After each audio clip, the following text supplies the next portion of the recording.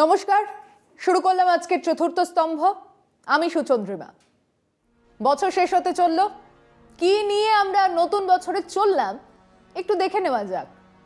বছরের শেষেই শহরে হাজির অমিত শাহ, আবার বললেন সিএ হবেই। একবারও বললেন না যে 4 বছর হতে চলল, কেন এই আইনের রুল বুকই তৈরি করতে পারলেন না? কেন নির্বাচনের আগেই আবার নতুন করে সিএ জুজু দেখানো হচ্ছে? মতুয়া ভোটের জন্য? তাই আবার মনে হলো এই সুযোগে কিছু অত্যন্ত জরুরি কথা বলে নেওয়া যাক, যা আমাদের স্বাধীনতার লড়াইয়ের সঙ্গে যুক্ত, যা আমাদের স্বাধীনতার সঙ্গে যুক্ত, যা আমাদের সংবিধানের সঙ্গে জড়িত।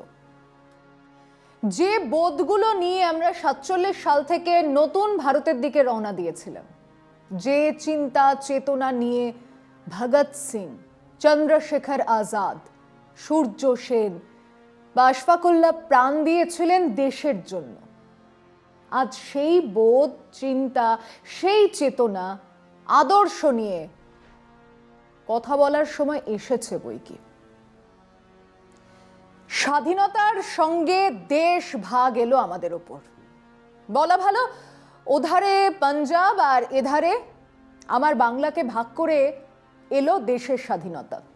1.5 কোটি মানুষ এপার থেকে ওপারে গেল, ওপার থেকে এপারে এলো। র্যাডক্লিফ সাহেব আমার উঠোন, আমার খেলার মাঠ, আমার জমিন আসমানের মধ্যে দিয়ে লাইন টেনে বলে দিলেন এটা ভারত, ওটা পাকিস্তান। এলো দ্বিখণ্ডিত স্বাধীনতা। প্রশ্নগুলো নেহাতি জরুরি, কেননা স্বাধীনতার 72 বছর পরে দেশের 28-29 কোটি মানুষ আতঙ্কিত, ভয়ে আছে, ভয় পাচ্ছে। কারণ তাদের অতীত তাদের সামনে এসে হাজির। তাদের কি দ্বিতীয় শ্রেণীর নাগরিক করে রাখা হবে? তাদের কি ঘাড় ধরে ডিটেনশন সেন্টারে পাঠানো হবে? তাদের কাছে যে কাগজ আছে তাই কি যথেষ্ট, নাকি এই কাগজগুলো থাকার পরেও তারা থাকবে তালিকার বাইরে? হিন্দু জনসংখ্যার কাছে কি কোনো অপশন ছিল? কোথায় যেতেন হিন্দুরা? নেপালে। আর কোনো জায়গা ছিল যাবার? তাদের তো ভারত ছেড়ে কোথাও যাবার উপায় ছিল না। কিন্তু যাদের কাছে ছিল, সেই মুসলমান মানুষজন যারা তারপরেও গেলেন না কারণ তারা জিন্নার দ্বিজাতি তত্ত্বে বিশ্বাস করেননি।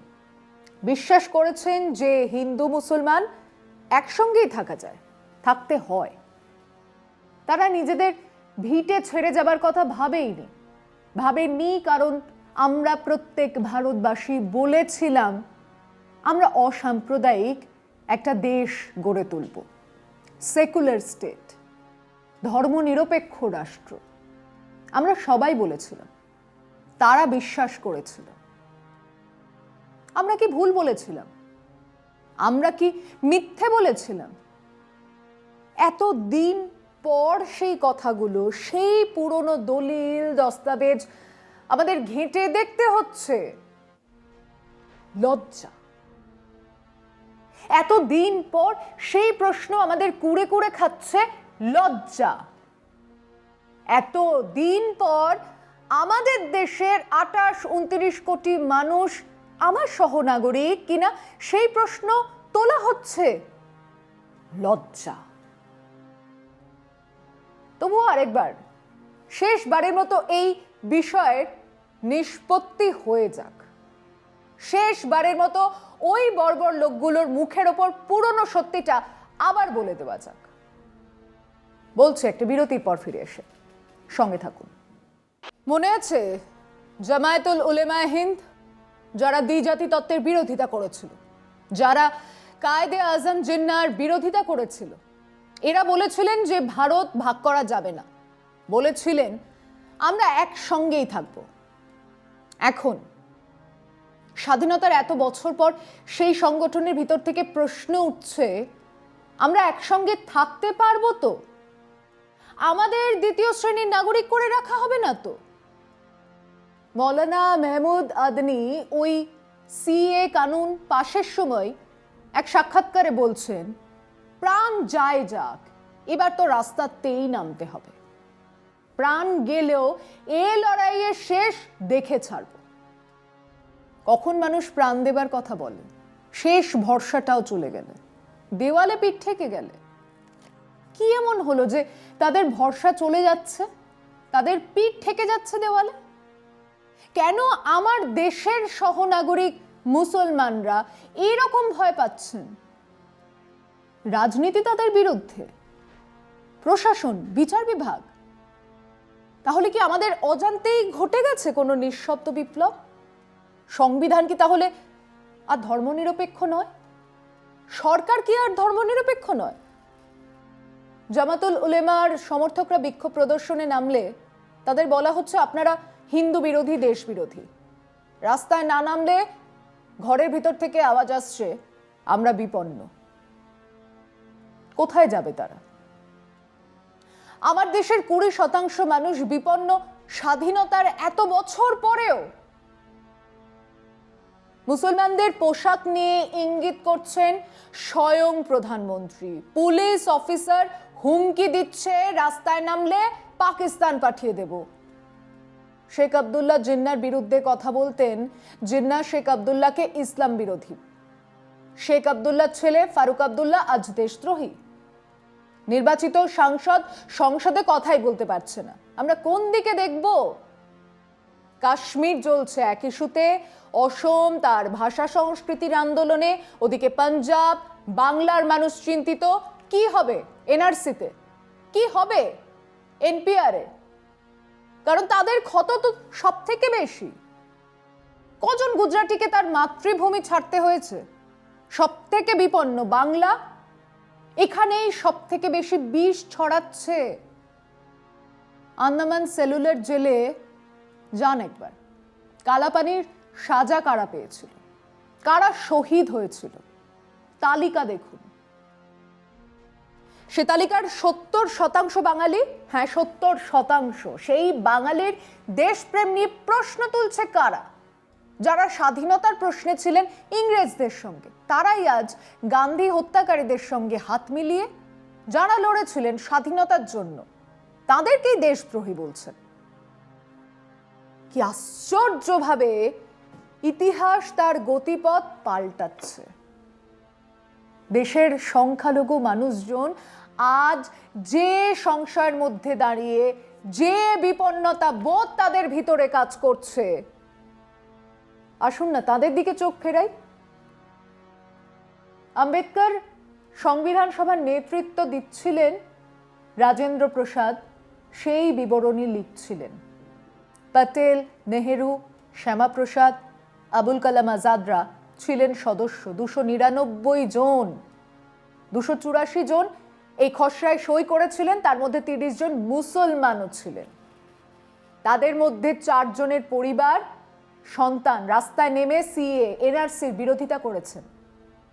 তাদের একজন এখনো জেলে, মোহাম্মদ ইসমাইল সাদিক, কেটিএন আহমেদ ইব্রাহিম, মেহবুব আলী বেগ, মাদ্রাস থেকে, বোম্বে থেকে আব্দুল কাদের মোহাম্মদ শেখ, আফতাব আহমেদ খান ছিলেন। বাংলা থেকে জসিউদ্দিন আহমেদ, নজরুদ্দিন আহমেদ, আব্দুল আলিম গজনবী, রাদিব এহসান, আব্দুল হামিদ, এই 5 জন ছিলেন। সংযুক্ত প্রান্ত মানে ইউপি এমপি মিলিয়ে যে অঞ্চল, সেখান থেকে বেগম এজাজ রসুল, হায়দার হুসেন, হজরত মোহানি, মোহাম্মদ ইসমাইল খান, রফি আহমেদ কিদওয়াই, মোহাম্মদ হাফিজুর রহমানের মতো স্কলাররাও ছিলেন। সংবিধান কেবল হিন্দুরা লেখেননি। বিহার থেকে ইমাম হোসেন, সৈয়দ জাফর ইসলাম, লুৎফর রহমান, মোহাম্মদ তাহেব, তাজমুল হোসেন, অসম থেকে আব্দুর রৌফের মতো প্রাজ্ঞ মানুষ ছিলেন। জম্মু কাশ্মীর থেকে শেখ আব্দুল্লাহও ছিলেন। এই দেশে সংবিধান বানানোর ইতিহাসে এনারাও ছিলেন। একসঙ্গে দেখেছিলেন ধর্ম নিরপেক্ষ রাষ্ট্রের স্বপ্ন। সেই জন্যই একবার সংসদে অটল বিহারী বাজপেয়ী বলেছিলেন, যে দেশ তার সংবিধানকে নিয়ে চলবে, ধর্ম নিয়ে নয়। কিন্তু আজ সেই দেশ ধর্মের ভিত্তিতে নাগরিকত্ব দেবার আইনও এনে ফেলেছে। কারা রাস্তায়, কারা সংশয়, কাদের জামা কাপড় দেখে প্রধানমন্ত্রী চিনে ফেলছেন? মুসলমানরা। হ্যাঁ, এতদিন মুসলমানদের বিক্ষোভের অংশ হিসেবেই দেখা যেত, এবার ছবিটা বদলে গেছে। তারাই বর্ষামুখ, তারাই নেতৃত্ব দিচ্ছেন, তাদের হাতে জাতীয় পতাকা, তারাই সংবিধান পড়ছেন, তারাই চিৎকার করে বলছেন সভি কা খুন শামিল হ্যায় ইহাঁ কি মিট্টি মে, কিসি কে বাপ কা হিন্দুস্তান থোড়ি হ্যায়। সবার রক্তে রাঙা এই দেশের মাটি কারোর বাপের সম্পত্তি নয়। মেইনস্ট্রিম মুভমেন্টে এই প্রথম তারা একদম সামনের সারিতে। 47-এর পর থেকে একটু মুসলমানদের অবস্থাটা দেখে নেওয়া যাক। মুসলমান সম্প্রদায়ের 40% মানুষ গরিবী সীমার নিচে, মাসে রোজগার 550 টাকারও কম। এমনিতেই দেশে 10% মানুষের কাছে 75% সম্পদ রাখাই আছে, আর 60% মানুষের কাছে 4% কম। সেই দেশে এই আয় এমনিতেই কম, সংখ্যালঘুদের অবস্থা আরো খারাপ।